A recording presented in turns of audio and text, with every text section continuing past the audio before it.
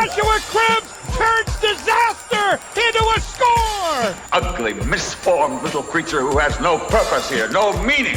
I am a human being. Washed it down with 1 beer, 2 beers, 3 beers, a shot of whiskey, a margarita, and a Bloody Mary. And I said, Stone Cold, why have one when you can have them both?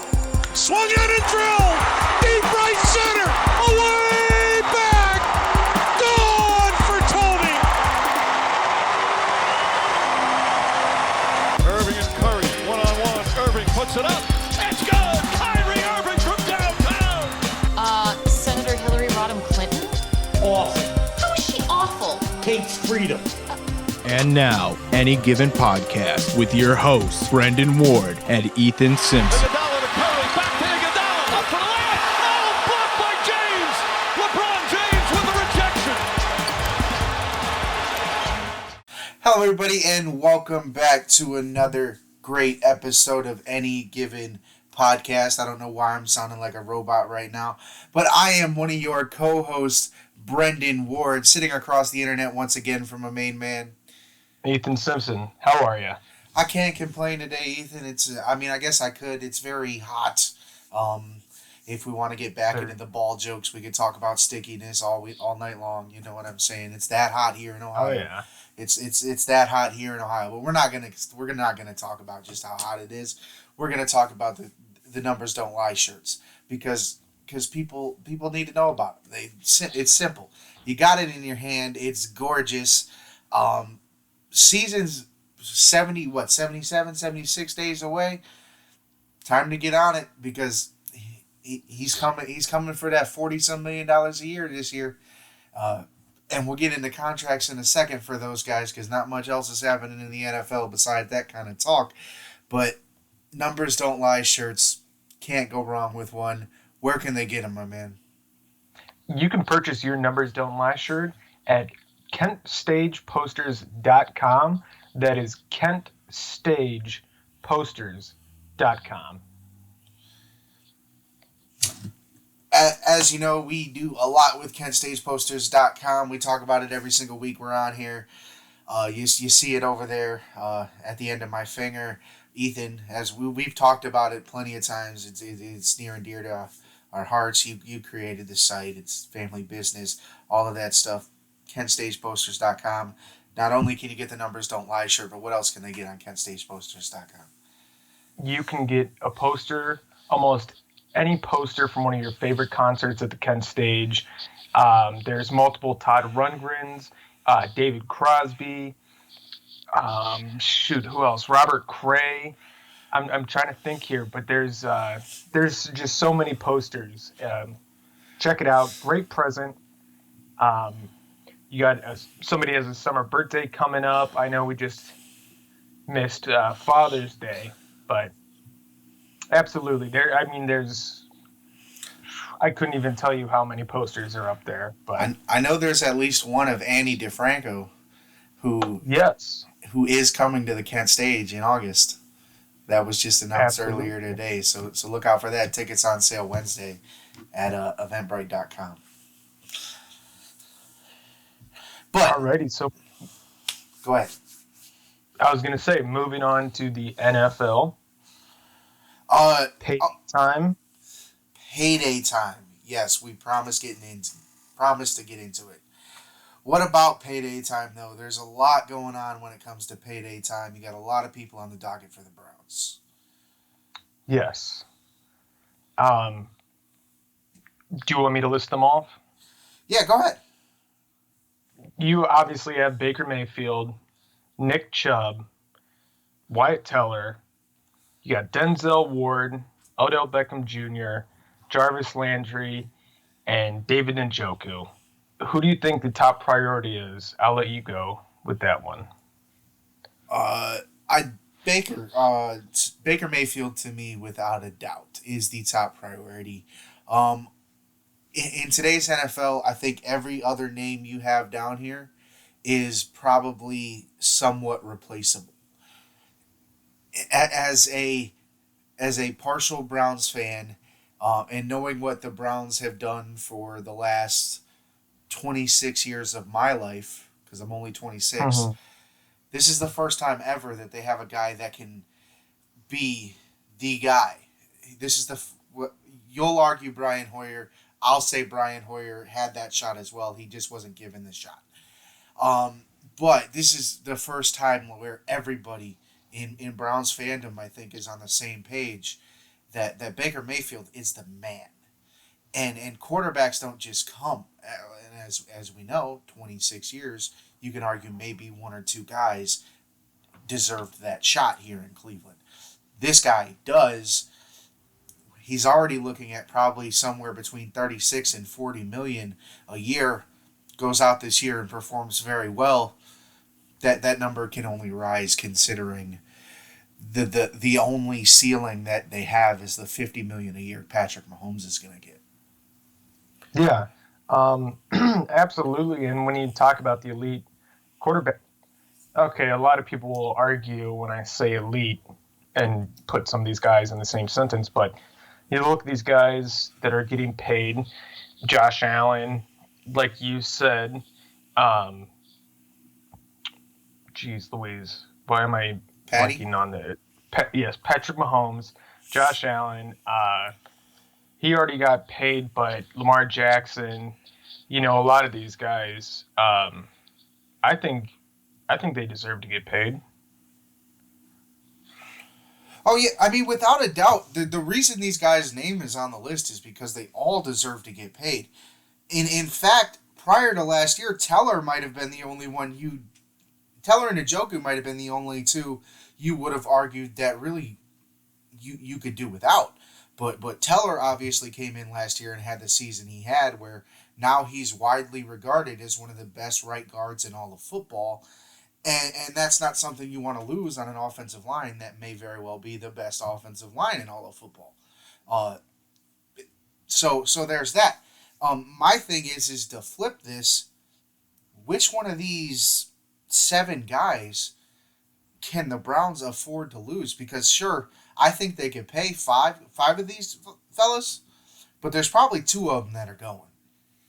I would say Njoku. And I'm going to get a lot of hate for this, but Odell. Especially after the Browns performed last year without him. I think I agree with you, and I really don't want to because it doesn't make for good talk. You know what I'm saying? I really want to argue against you. But the point being is Njoku's probably just like, yeah, okay, we've got that spot. We got 4 guys there. You know what I'm saying? That could step in and give the Browns what they need at the tight end position. And then Odell, I mean, he hasn't really been here anyways. So if he comes in this year and justifies his job, then I'll eat my words and we'll be singing a different tune when it comes Super Bowl time this year. But as of now, yes, OBJ is the clear-cut answer because they've done it without him since he's been here, aside from, 8 games, 10 games? Yeah, and, I mean, the fact that they went, they beat the Steelers in the first round, back-to-back. Steelers fans can say that, they didn't have Big Ben for the game before the playoffs. But, I mean, the Browns looked good without Odell. And this is not me taking any shots on Odell or anything like that.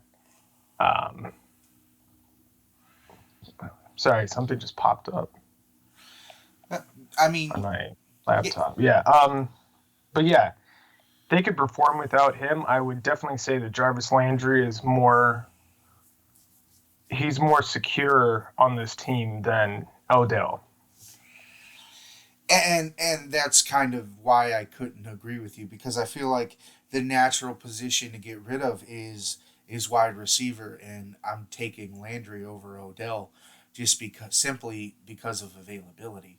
Sure, anybody could argue that Odell is definitely the more talented of the two, but simply availability is the best ability, basically, when it comes to that wide receiver position for the Browns.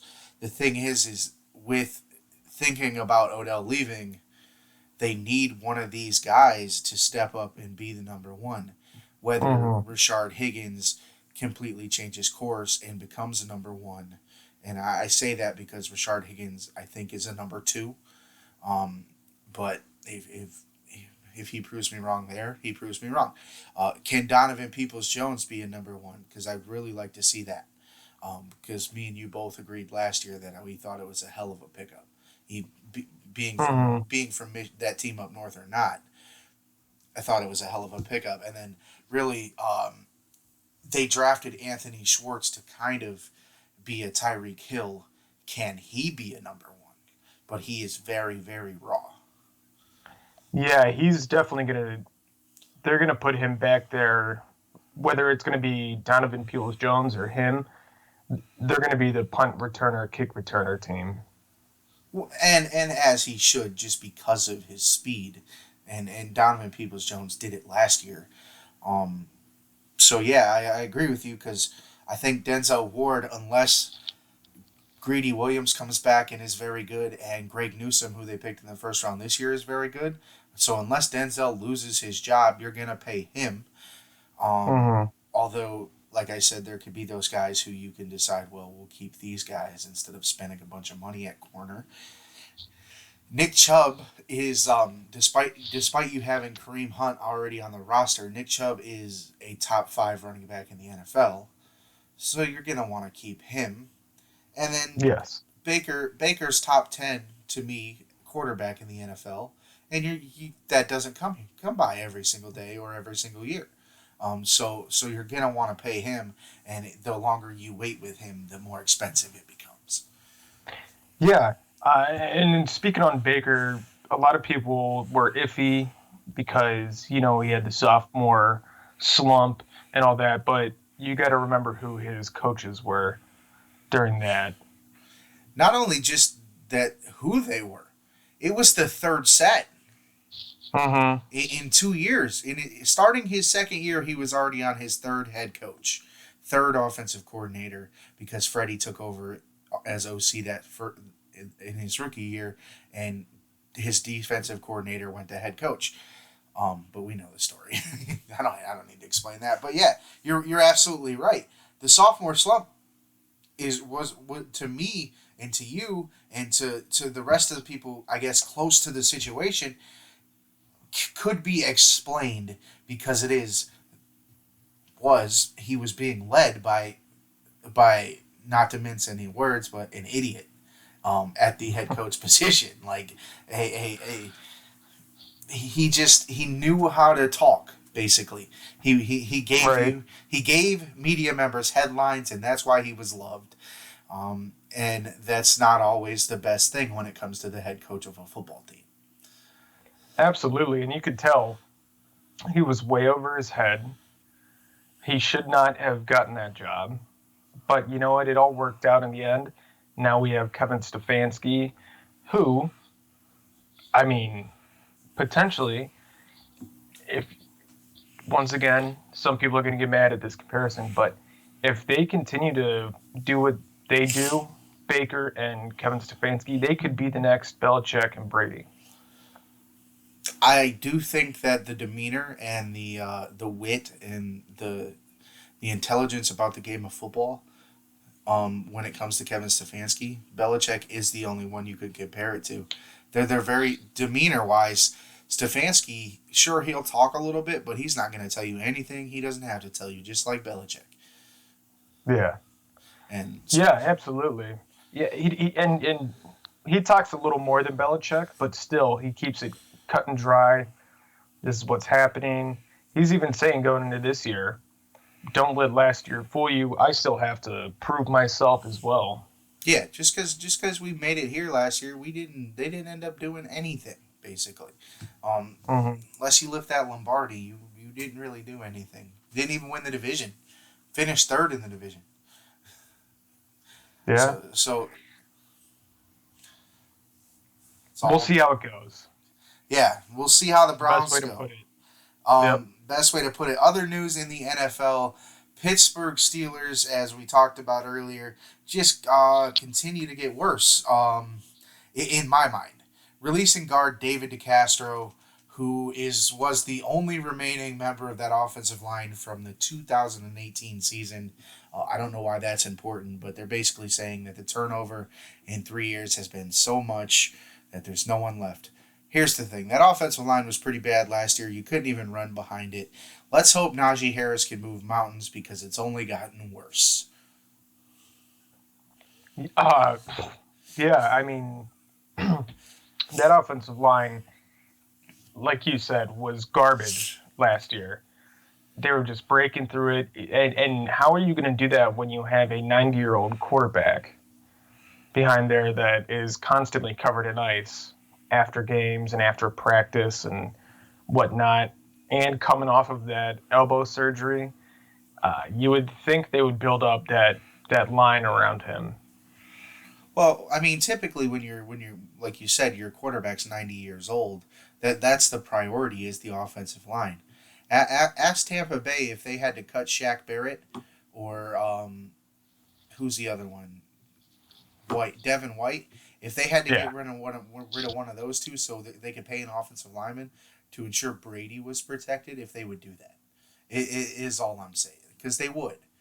Even though it'd make their defense a little worse, Brady is the guy there, and it's all about protecting him. It's the reason why they made sure they went out and got Antonio Brown, even though they thought it could be a mess mentally. But they did it to help Brady with weapons, and it worked out. They won a title. But the Steelers just continue to get worse. I'll continue to say that they're going to finish last in that in the AFC North this year.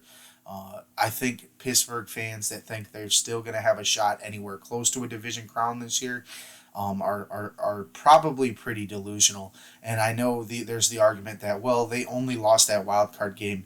I think that wild card game, it was the changing of the guard in the AFC North. And I'm not saying the Browns are going to run away with the AFC North because the Baltimore Ravens are still a very dangerous team. But I'm not really worried about the Steelers competing for the division. First of all, unless Ben returns to 5 years ago, Ben, at least, I'm not sure they score that much. Najee Harris is going to have to move mountains because they don't have an offensive line. And sure, their defense will be okay, but even after this year, they're going to choose between T.J. Watt and Minkah Fitzpatrick, and they're not going to be able to keep both because they're strapped for cash already. So you said you think the Steelers are going to be last in the AFC North. I do. You think the Bengals can beat them out? I think the Bengals, despite drafting Jamar Chase in the first round, also chose to address the offensive line in the draft. Yeah, okay. Significantly more than the Steelers did. They also added quite a few key pieces to that line in free agency, as well as Trey Hendrickson to replace Kyle Larson on the outside. So Joey Burrow with T. Higgins and Jamar Chase and Joe Mixon, who I think is already a certified NFL running back, I think could be better than the Steelers, especially when, even though Najee Harris looks good, we don't know what he's going to be in the NFL. Trent Richardson looked good. Now he's playing down in Mexico. Is he? I didn't even know he was playing at all. He's playing down for a Mexican football team. Yeah, last I heard about him, he was mentoring people at Alabama. It was like, I think they signed him in the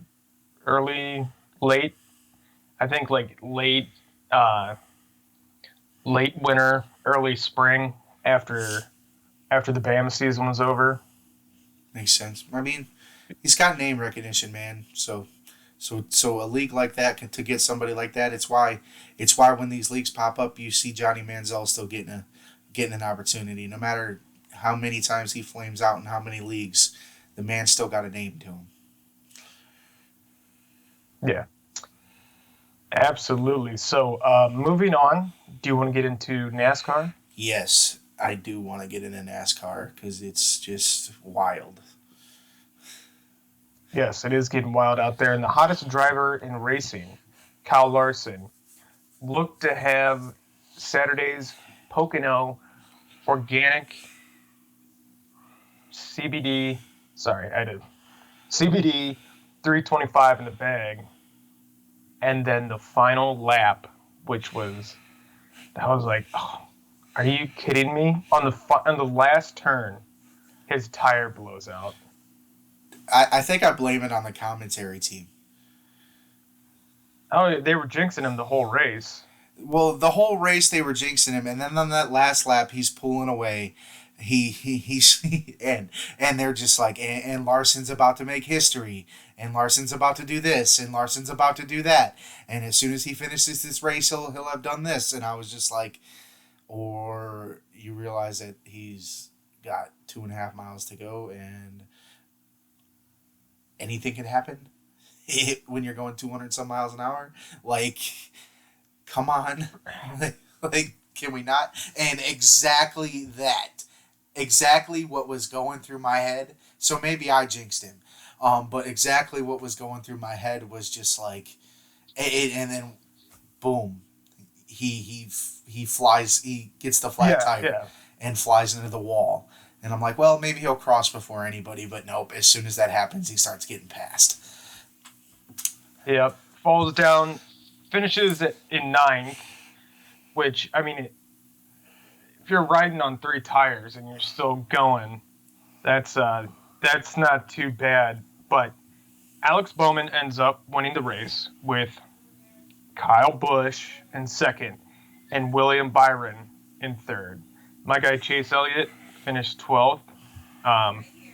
He was having a decent race, but it wasn't his best performance. So I totally get that. But, I mean, 12th, it's not, top 10. Obviously, I guess this was Saturday. Every Saturday or Sunday, you want to win.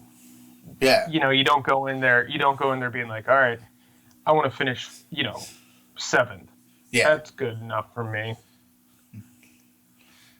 How'd Ricky Bobby put it? Moving on to the game first, you're last. Game first, you're last.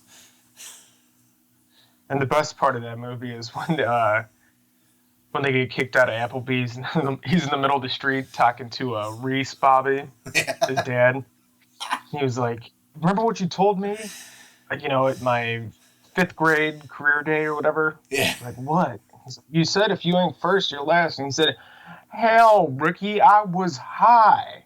I don't even remember that. He was like, you could finish 2nd, 3rd, 4th. It's like, hell, you can even finish 5th.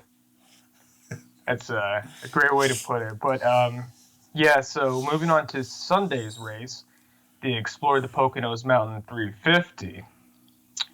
Top 3 in that race. Kyle Busch gets the W. Kyle Larson's in 2nd. And Brad Keselowski's in 3rd. Your boy, William Byron, dropped down to Chase Elliott's 12th. Chase Elliott dropped down to 27th. I think that might be William Byron's first non-top 10 finish of the year. Oh, I'd have to look that up. I'm pretty sure that's the case. I can't really look it up because it'd take over our recording, but yeah, I'm pretty sure that's the case. I think it's his first non-top 10 finish of the year, if I'm not mistaken. I might be mistaken. Don't quote me on it. There's been 15, 20 races at this point. It's Alex Bowman's 2nd win of the year. So he now joins Kyle Larson as the only person to win more than one race this year. When Kyle Larson obviously has, 4 now? After winning 3 in a row prior to this. Yeah. So yeah. And I feel like I needed to explain that, and I'm kind of glad you caught on. I just put Chase Elliott 12th for the first race because I feel like we end up talking about like those two because they are our drivers. So I didn't just call your boy out. I wasn't just like, yeah, my boy finished 3rd. Screw you, Elliott finished 12th. That's why in the second race I made sure I put Byron at 12th and Elliott again. So I was like, so he knows that I wasn't calling. He's finished multiple times under top 10. Okay. Well, yeah, see, don't quote me. I'm wrong. I have not seen every race, and I won't claim. I didn't even see Sunday's race.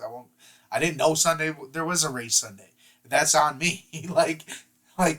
We talked about this Pocono's Organic CBD 325 on Saturday. I knew that was coming. Tuned in for that one. But that Sunday race completely caught me off guard. I mean, I caught the end of it, but I didn't know it was there. You know what I'm saying? Then that's kind of bad on me. I didn't know the series was going to do 2 races in a row. I caught a couple laps of that, but I didn't finish it out. But excuse me. Moving on to the standings. Right now, sitting at first is Denny Hamlin. Sitting at number 2 is Kyle Larson. And he's also the points leader, and he's top ranked, but Denny Hamlin has the best over-under. Then it goes number 3, William Byron. Number 4, Joey Logano. 5, Kyle Busch. 6, Chase Elliott. 7, Martin Truex Jr. 8, Ryan Blaney. 9, Kevin Harvick. And 10, to finish it out, Brad Keselowski. Yeah, I'm not sure how the plus minus gets Denny Hamlin the lead in point standings. Really, Yeah. After the run that Larson had been on prior to Saturday's tragic ending, I can't really understand how Denny Hamlin was even leading him coming into the week. And I know Hamlin's been consistently near the top, and he's one of those guys that has a lot of top 10, top 5 finishes as well. But still, I do not see how Denny Hamlin's even leading. This is the reason I wrote points leader and top rank is because unless you go by position in NASCAR standings, Kyle Larson leads in everything. He leads in wins. He leads in points. He leads in top rank, which is like NASCAR rankings, power rankings, and he also leads in laps led. Naturally, because he's the only person that's won more than 2 races all year. So the point system, or the ranking system, or however you want to put it, really, while I put this together, kind of threw me off last night because I was just like, how? I know Hamlin's good, but what's he got? 1 win? And Larson has 4, and over, I'm pretty sure it was still over 1,000 more laps led than really any other competitor, and more points, and it threw me off. But yeah, the NASCAR point system, it's kind of like their standings. I need to read into that more because it is confusing. I mean, it's almost like golf's. Like Tiger Woods was world number 1 for 15 years, and now all of a sudden you want me to believe that because somebody won 2 or 3 tournaments in September and was a top 10 golfer prior to coming into that they're all of a sudden the number 1 golfer. No, they just got hot in September. So it's all sorts of weird point systems. Just can't just go head to head. You know what I'm saying? Like the NFL or the NBA. But the next race, we got the Jockey Made in America 250 presented by Quick Trip. That is Sunday, July 4th, Independence Day, whatever you want to call it, America's birthday. It's at 2:30 p.m., so I know I'm going to check it out. That's not the only reason I'm going to check it out. It is a road course, and that's what excites me. The synopsis of it on NASCAR.com, the Jockey Made in America 250 presented by Quick Trip is the first time NASCAR goes to the 4-mile road course in Elkhart Lake, Wisconsin. Road America was opened in 1955 and hosted the first NASCAR race in the track in 1956. The road course features 14 turns with a total distance of about 250 miles, done in only 62 laps. So, yeah, that's gonna be fun. And I say it all the time, but the best road course racer right now in NASCAR is Chase Elliott. Yeah, your boy was running away with that last one. Yeah, so keep an eye on him.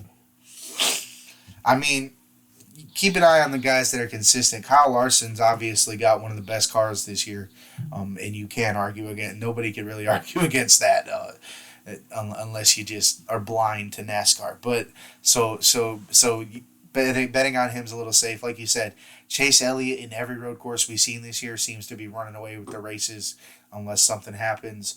I think my boy William Byron was right there with him in that last one. As close as anybody could get to him. So and road courses just bring that little extra fire to the race. You know what I'm saying? So I'm excited for this one, to be honest. Absolutely, yeah. It's gonna be a good one. Road courses are always some of the best races of the year. Heck yeah, but that was a lot of NASCAR, man. You wanted to get into baseball, even though not much is going on. We've had a couple different things. Most of them around these foreign substance checks that continue to happen.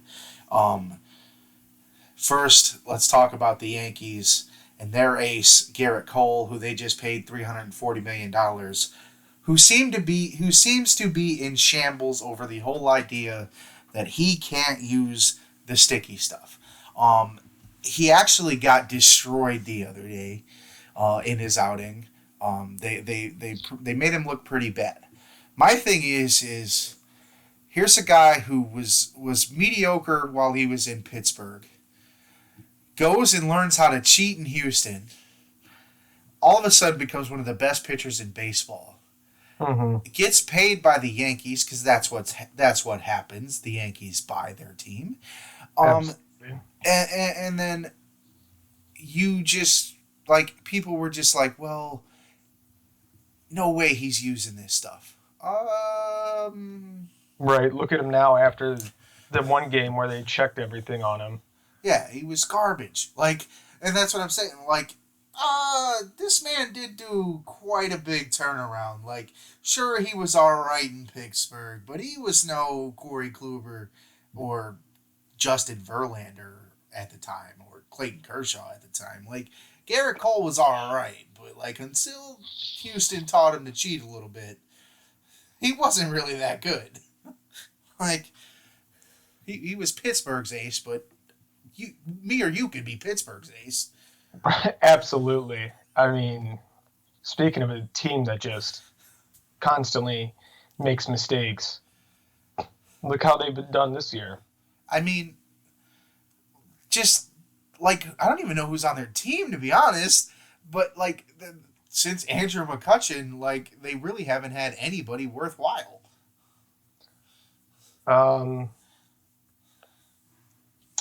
Yeah,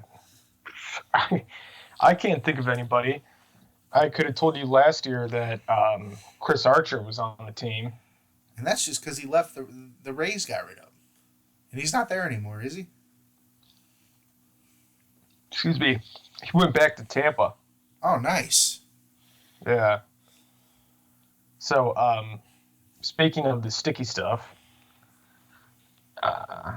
the Seattle Mariners left-handed pitcher Hector Santiago was tossed from the game Sunday, becoming the first player tossed for a failed substance check. And what he was saying was he had some rosin on him, and he was sweating, and it went down into his glove. Yeah, I didn't see much about what he said about the situation, but I do feel like these pitchers are really trying to sell the fact that rosin is sticky. And I mean, Trevor Bauer, as much as we don't like the guy, did kind of prove it. So there's that.